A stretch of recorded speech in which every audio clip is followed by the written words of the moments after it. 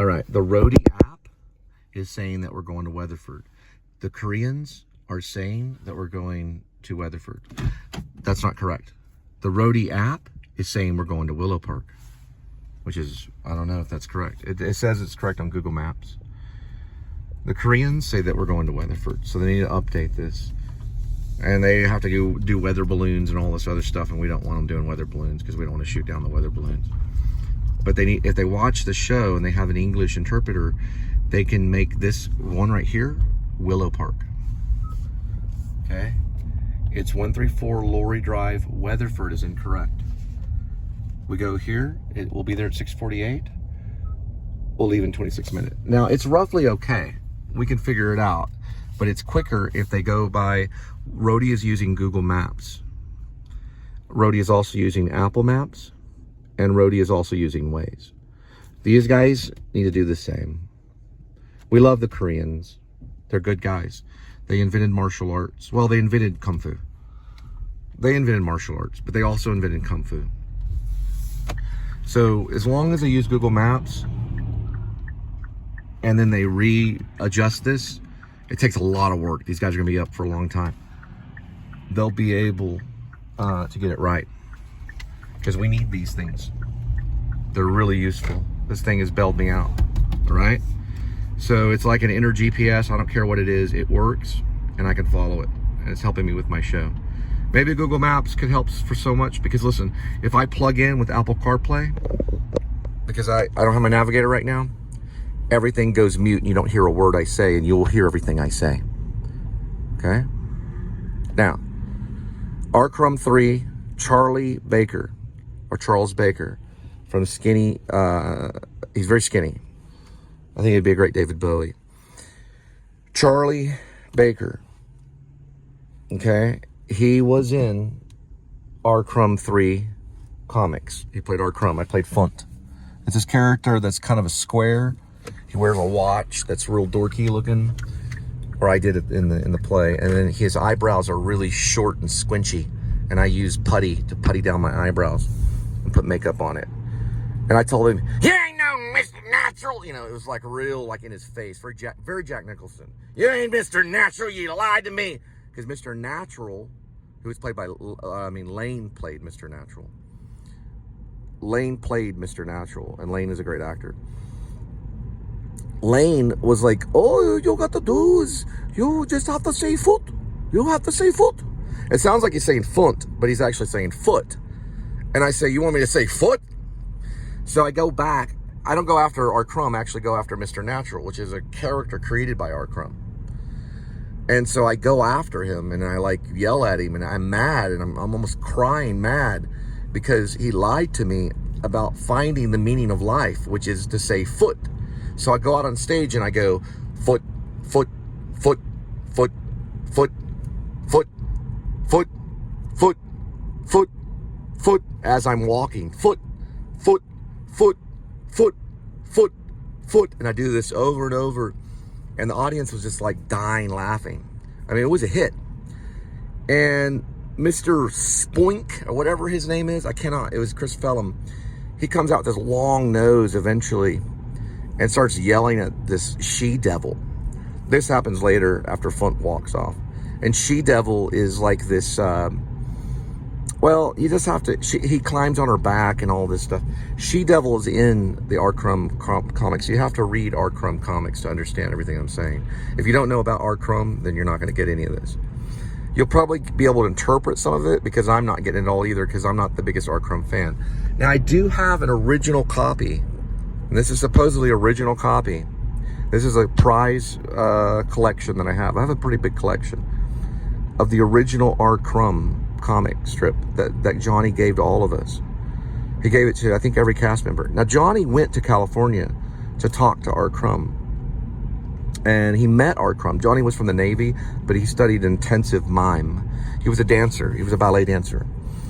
And he wanted to know about Crumb because he wanted to turn Crumb into a play for like early hip hop, like 1980s hip hop. This is before all of us were really into theater. I don't know about Charlie Baker, but Charlie Baker's roughly our age. So they had another version of Crumb. They had two other versions. We did Crumb Part 3. We did the third version of the Art Crumb series of the Hip Pocket. So we were the third generation to do that Art Crumb play. And it was a very intense thing. So let's say that was 12 or 13 or whatever.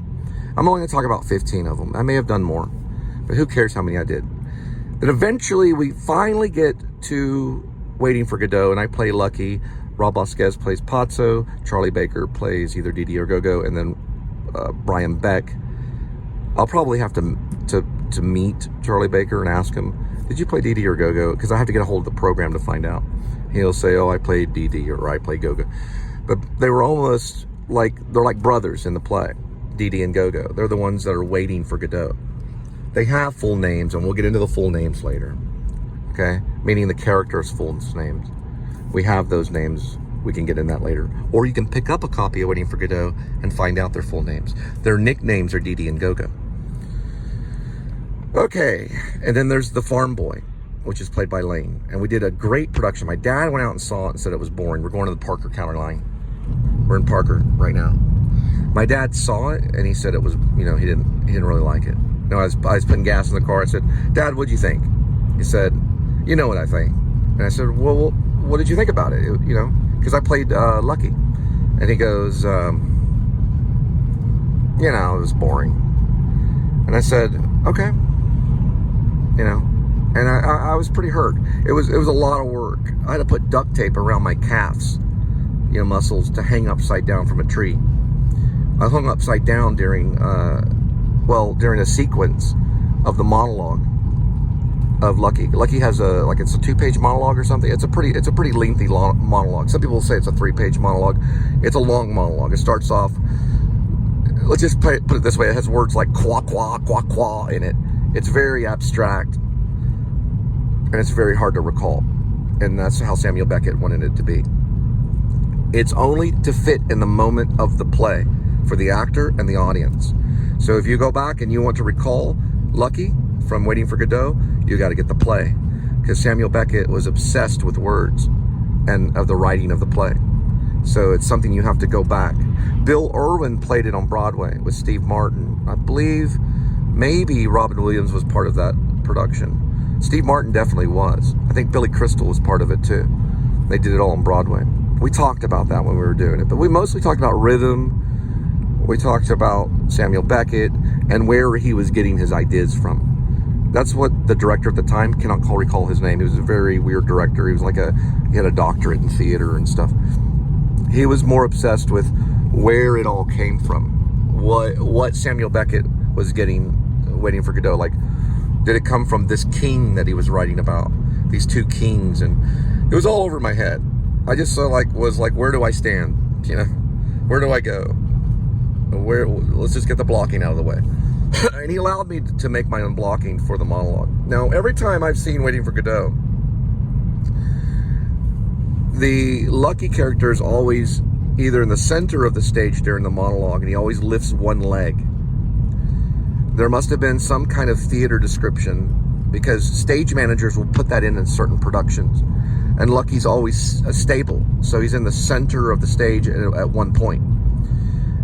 In our production, he wore a wig, so you can barely tell it's me, and there's a hat, and he runs around the stage, all different parts. He even runs into the audience during the monologue. He moves around and runs around, so it was exhausting, and it was very Robin Williams. And I had to hang upside down a tree. I had to shout at the top of my lungs. What I shouted was, I believe, pine, waste and pine. Yeah, waste and pine. And then he goes over the soccer and the football and all. He talks about all these sports like swimming and polo, and there's a horse thing right there. He talks about all these things, and it goes through it. Samuel Beckett was kind of prophetic. And he was kind of summoning an aspect of limbo and hell, and what man has to endure, in life, and these things that he has to do, these things that he has to become, these thoughts he has to have, and these make him lucky. And Pazzo hated him for it, because he has all the material, meaning he has the baggage, and he would whip him and hurt him, and Pazzo would give him a chicken bone. We were kind of method about it. Remember backstage, I licked Rob's nose because I wanted to do something very bizarre. So we were waiting to go on, and I licked his nose, and then he licked my nose back. And we just were in this weird state. Rob and I have done Sam Shepard stuff and True West, but when we got into Samuel Beckett, we got into a real weird state. We read this biography called something about, it was about Samuel Beckett, and it was something about being damned. Damned to Fame is what the biography was called.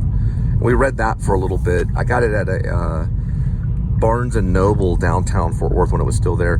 Then I would get a ride from Ray Wartle, which is another actor teacher, and he would take me into downtown. I would jump out of his car, go to Barnes and Noble's and read.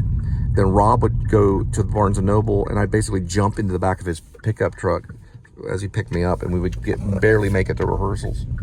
I was living in Denton at the time, in Denton, Texas, going to school. Actually, I think I pretty much had almost finished school. I was about to graduate. I graduated a little bit later. Then that's when I went to Hollywood. So I do return back to Hip Pocket.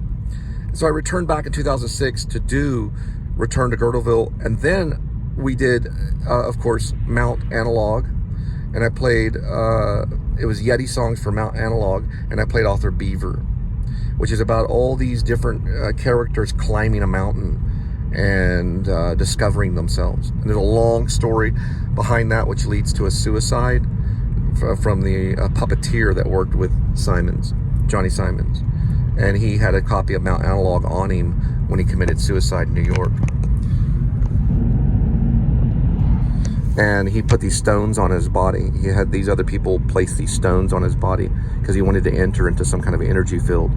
This happened to this guy that was a puppeteer, and I can't think of his name. Johnny Simons knows his name. But he had a copy of Mount Analog next to him when he died. So he contracted something that I don't believe in, and he died. It's kind of Angels in America kind of stuff. All right, because I'm Christian Science, I don't believe in sickness. All right, so we got that out of the way. Mount Analog, I believe, was the last production, I want to say. And Johnny had cried at the rehearsal when he told the story about the puppeteer that killed himself. I don't know what he killed himself with. It was like maybe poison or something. I don't think he blew his head off or anything. I think he drank poison and then just died. Johnny is a man from the military, so his first instincts are to kill. Okay, so he was trained in the military. His second instinct is to dance. His third instinct is to do the puppeteer and the acting and all that stuff. So first, his instinct is to kill. Then second is to dance and do mime and all that stuff. And the third is the puppeteer and the theater. His instincts are off. They're not, because he'll go off on you and yell and scream. So to me, when I think of Johnny Simons, I think of a killer. He's not one, but that's what I think of. He's someone that's fearful. He's scary. You don't know when he's going to go off on you. And when he goes off on somebody, he yells at the top of his lungs, and he gets in their face at times. I've seen it happen. It's horrible. Okay? But we all put up with it, and we all do the play anyway. He'd have like a 6-pack of Milwaukee's Best next to him while he was directing. So this will be the second time, and no disrespect, this will be the second time that they'll be doing Mad Dog Blues. And I feel it's calling me back. The thing about Johnny that I don't want to get into is his critical BS about, take your head out of your ASS. You don't talk to people that way. I never talk to my actors that way. You want to think of life like David Lynch. David Lynch was respectful to all his actors. Now we know that Peter Ivers got his head bashed in with a hammer, but we don't know who did that. And I don't think it was David Lynch. Could have been. We don't know how mean these directors are as actors, but the only way to kill someone is with love and music. It's the only way to kill somebody, is to be kind to them and give them love and music, and that will kill them. You can't kill anyone with anger. But I think he would try to discipline people, kind of like how Grotowski did. But remember, Grotowski had no military connections. Johnny could never be in RIB. If RIB really existed, Revolutionary Independent Branch, he would not be allowed in RIB because he has connections with the Navy. And I believe maybe he might have been either drafted or he joined the Navy, but he would not be welcomed in RIB. No one with a military tie can join RIB, which is a Revolutionary Independent Branch. It's also part of the book, Revolutionary Independent Branch, parentheses, or Dog Night Out, close parentheses, dash, Shepherds of Alaska.